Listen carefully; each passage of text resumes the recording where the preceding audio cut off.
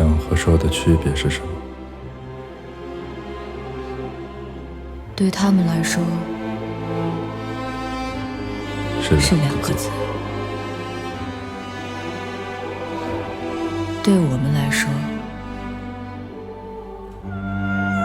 是一个字。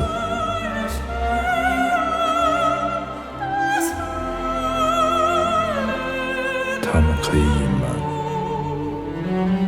我们不能。他们可以说好，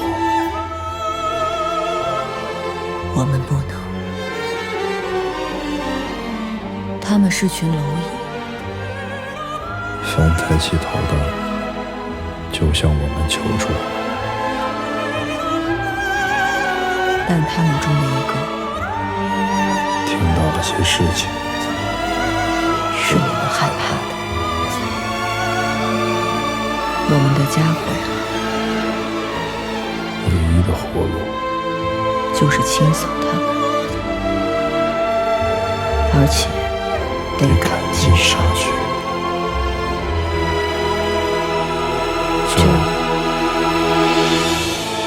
就是最大的敬意。